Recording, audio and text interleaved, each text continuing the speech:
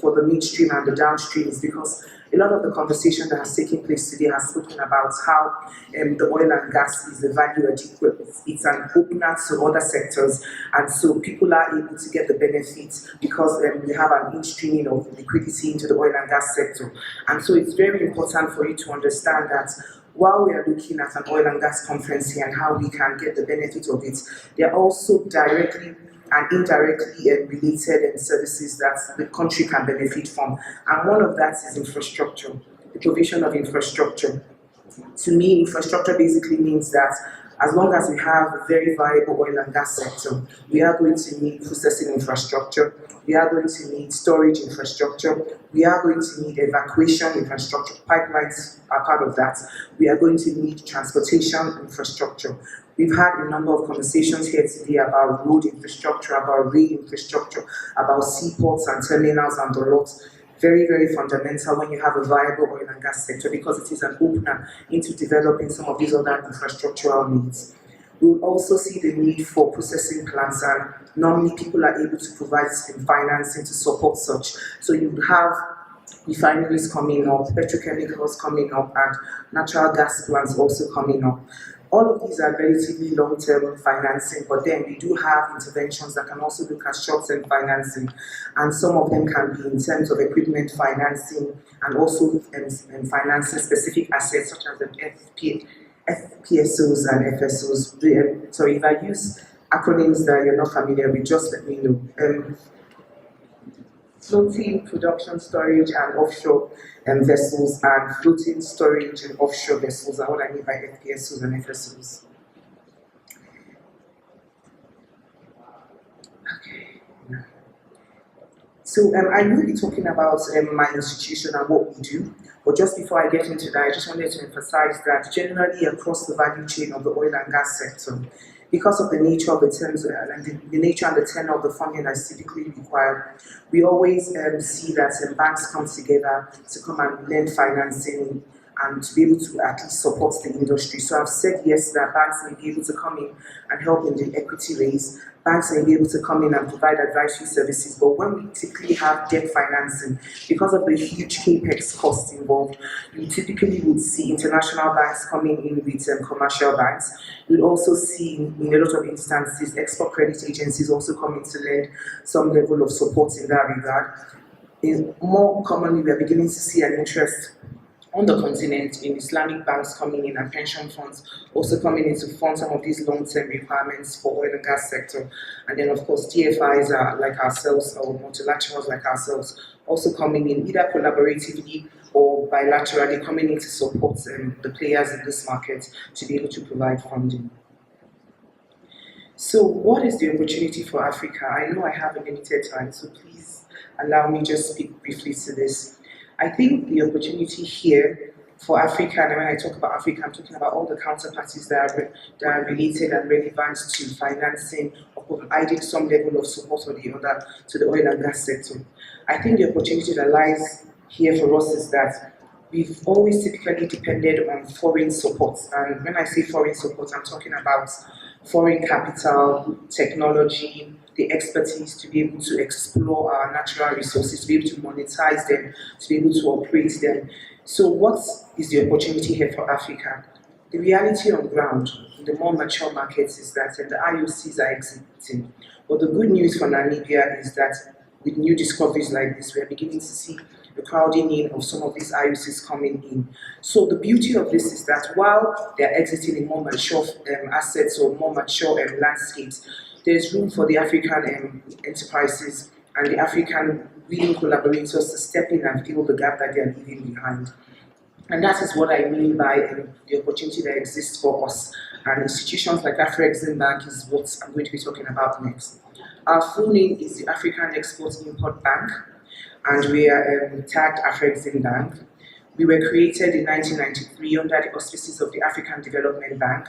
We were created as a response to the global debt crisis. That is how we were defined in that time. As I go on in my presentation, I'll talk about some of the things that we are doing in recent times. So we are no longer necessarily a reactive bank, but we are now more proactive. And then when the panel session also comes up, my colleague will speak to some of the things we do, some of our interventions in a bit more detail. So Afreximbank, that is who we are and what we are known as. What is our purpose? We're created to bridge the financing gap and to be able to diversify African trade. Our key role is to promote trade between African countries and Africa and the rest of the world. Our reality is this: Africa rarely trades to the quantum that they do with other parties outside of Africa, and we feel that naturally and traditionally that was how things used to be.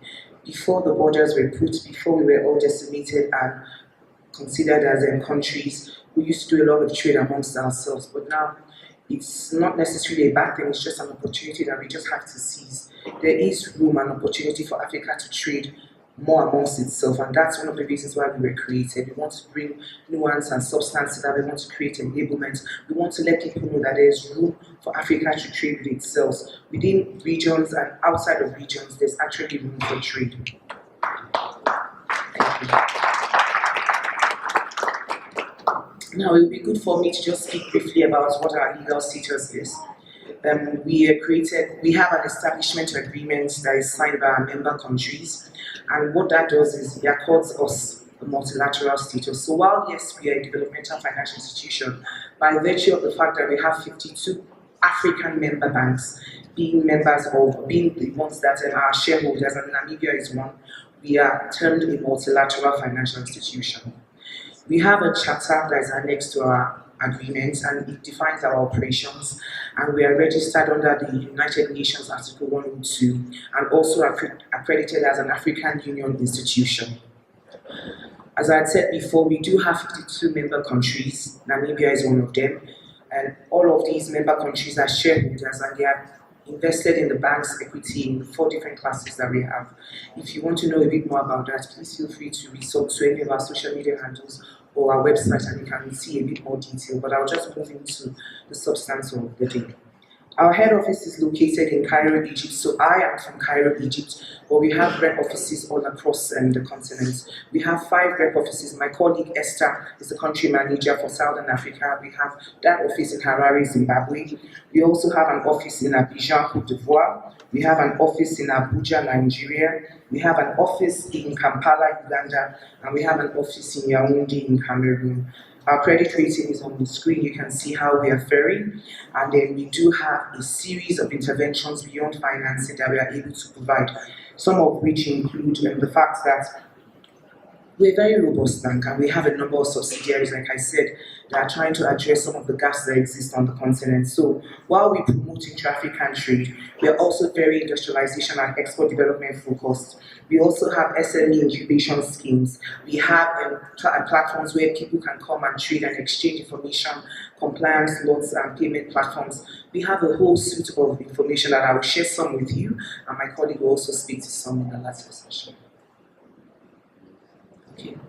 So the Afreximbank mandate is a differentiated mandate that gives us a developmental focus, and the aim is that we are supposed to return profits to our shareholders. So I said we were created in response to the global crisis, and it was because there was a shrinkage in trade finance and liquidity on the continent when all the majors left, when all the major financial institutions exited, and so that was why we were established. We were established exactly 30 years ago. So the charter that has been signed by all our shareholders regulates the governance of the bank, and we are now at the cornerstone of promoting intra-African trade and value-added exports. We do not want our member countries to just monetize their resources by removing it from the ground and just selling. We want there to be value addition. So we want our member countries to also get a lot of the value that exists when our raw commodities are taken out to other parts of the world. We believe that these resources are ours to use. We can monetize them in a way that can add value to the general economic and social welfare of the citizens of our member countries. Okay. So speaking about that, I just wanted to quickly talk about the areas in which we can collaborate.